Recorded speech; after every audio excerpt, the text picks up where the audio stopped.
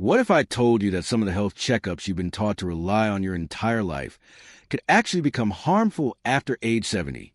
I'm talking about tests that seem routine, harmless, even necessary, but can lead to false alarms, risky procedures, and stress you never needed in the first place.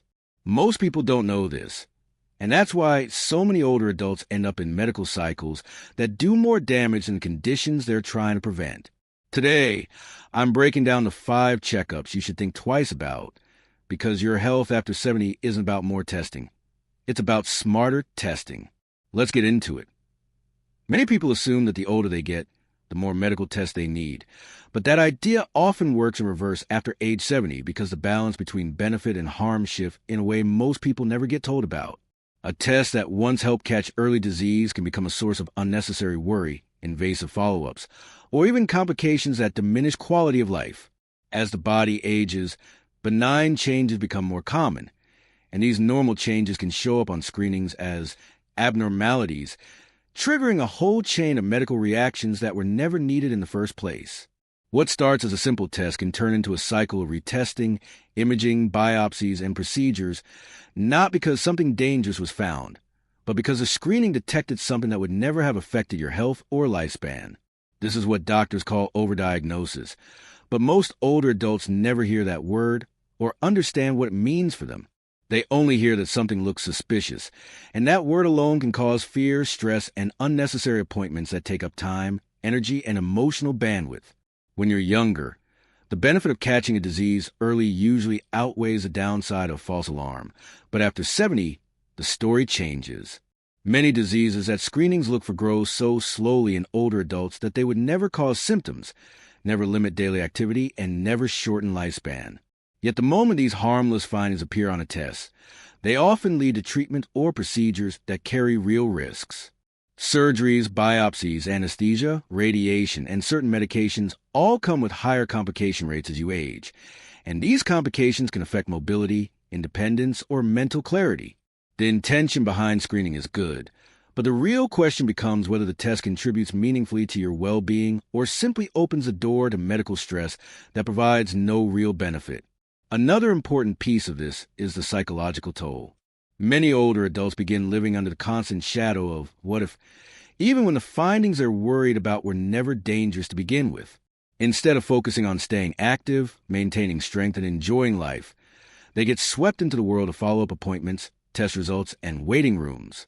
The emotional weight of unnecessary testing can quietly erode quality of life, especially when it leads to worry-driven choices rather than meaningful health decisions. And what often gets overlooked is that healthcare should protect peace of mind, not take it away.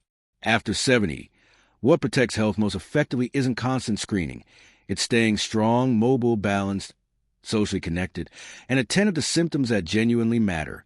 This is why the idea that more tests equal better health becomes misleading later in life.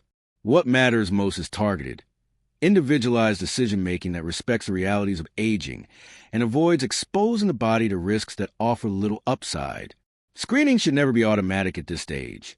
It should be thoughtful, personal, and guided by whether the information gained will genuinely improve your life rather than complicate with unnecessary fear or medical cascades that begin with a test that didn't need to be done in the first place. Routine screenings like PSA tests, mammograms, colonoscopies, and cardiac stress tests often feel like essential parts of staying healthy, especially for people who have been doing them for decades.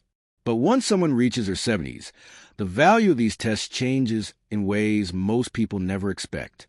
The results from these screenings become less reliable, the risks associated with follow-up procedures increase, and the likelihood that the test will detect something meaningful decreases. Take the PSA test, for example. At younger ages, it can help identify fast-growing prostate cancers, but after 70, it often detects extremely slow-growing forms that would never cause harm. The problem is that once the test flags something unusual, men are pushed toward biopsies and treatments that can create serious problems such as infections, incontinence, and complications from anesthesia. A slow-growing prostate cancer that would never affect someone's lifespan suddenly becomes the cause of stress, procedures, and side effects that reduce daily quality of life. The same pattern shows up with mammograms for older women. While mammograms save lives earlier in adulthood, After 70, the majority of breast abnormalities found on these scans are so slow-growing that they would never become a threat. Yet, once something shows up, it sets off a chain of callbacks, ultrasounds, biopsies, and sometimes surgeries, each of which carries more risk at an older age.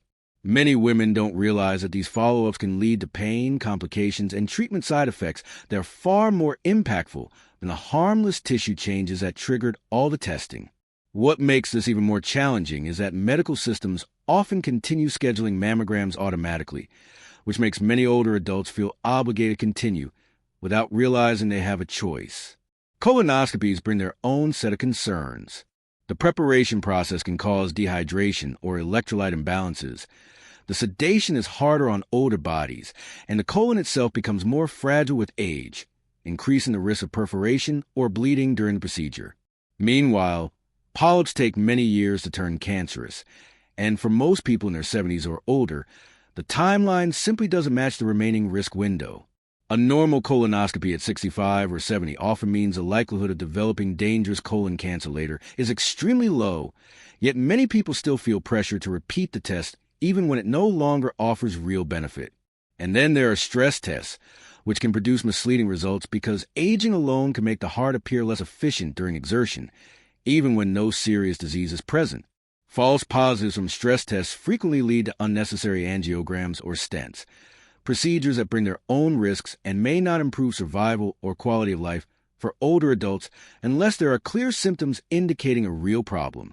Without symptoms, these screenings often become pathways of procedures that offer no meaningful improvement, only more stress, more appointments, and more exposure to potential harm.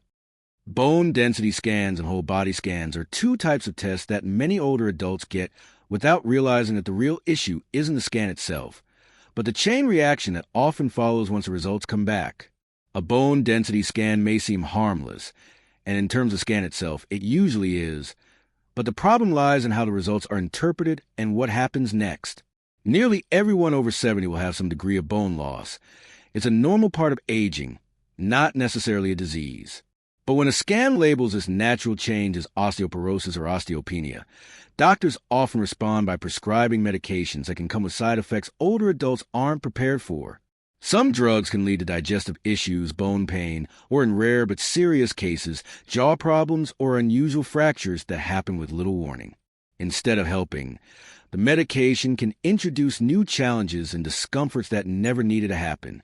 Many people don't realize that improving bone strength after 70 often has more to do with building muscle, getting enough protein, maintaining balance, and preventing falls and obsessing over a number from a scan that simply reflects the passage of time.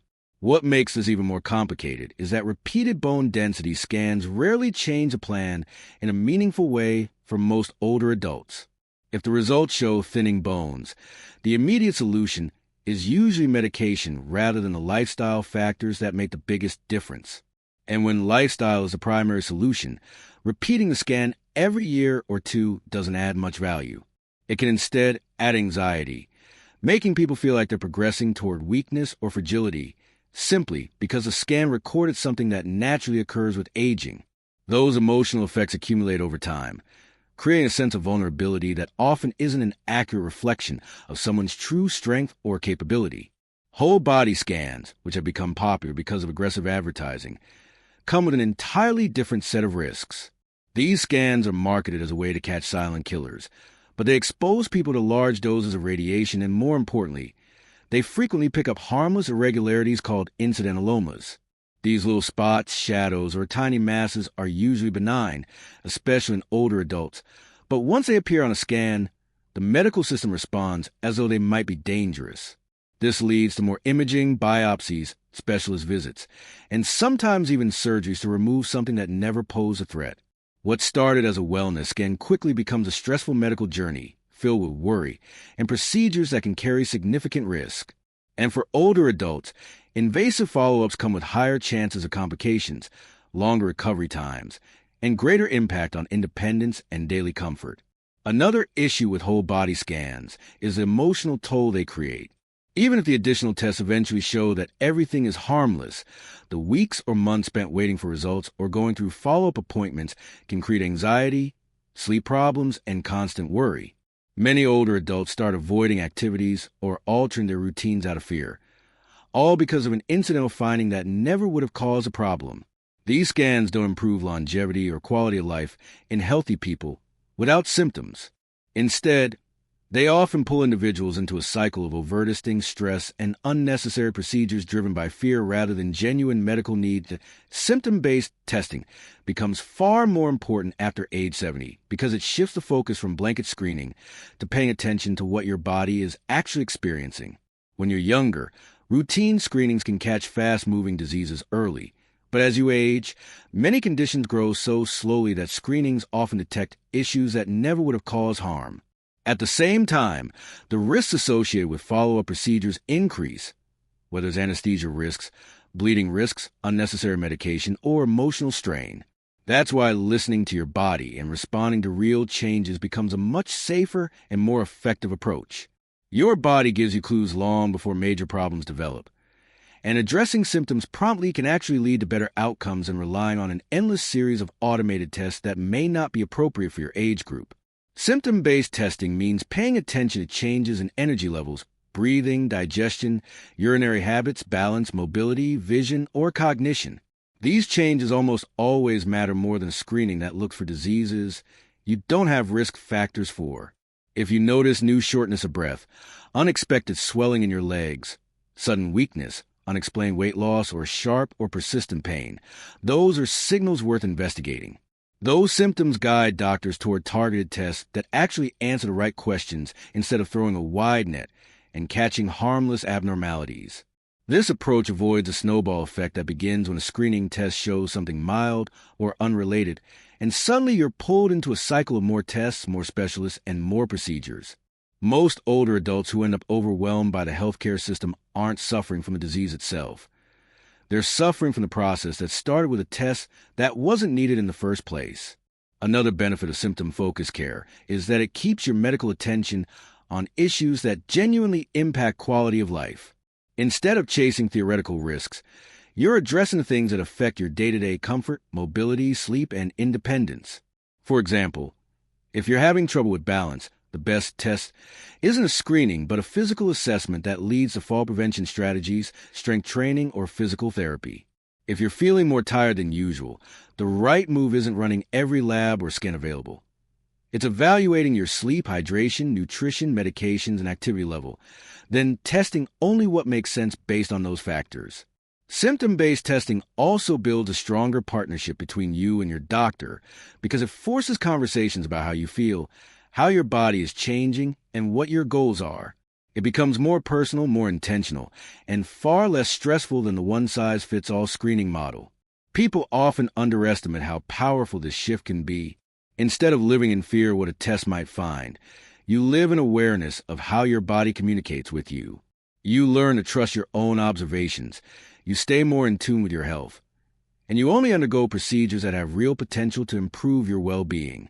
That doesn't mean ignoring health or skipping important care. It means prioritizing the type of care that aligns with your age, your biology, and your actual needs rather than getting swept into unnecessary medical pathways that don't support your long-term vitality. Daily habits become far more powerful than most medical tests after age 70 because they directly influence strength, mobility, energy, cognitive function, and overall resilience in ways that screening simply cannot replicate. Regular movement keeps your muscles active, your joints mobile, your circulation strong, and your balance sharp, all of which play a far bigger role in staying healthy than any scan or blood test that tries to find problems you may never develop. Strength training, even light and simple routines, helps prevent frailty by supporting bone density, stabilizing your posture, improving coordination, and reducing the risk of falls, which remain one of the biggest health threats as people age. These daily actions build real physical protection from the ground up, and unlike a test, there are no negative side effects or chains of additional procedures that come with them. They make you feel stronger, more capable, and more confident in your body's ability to support you in everything you do. Nutrition becomes another cornerstone of real health at this stage of life. Many older adults unknowingly eat too little protein, which weakens muscles, slows recovery, and increases fatigue. Ensuring you get enough protein, hydration, fiber, and key nutrients helps maintain energy, digestion, and immune function. It's not about dieting. It's about fueling your body in a way that supports longevity and comfort. When you nourish yourself well, you naturally prevent many issues that screenings would never fix.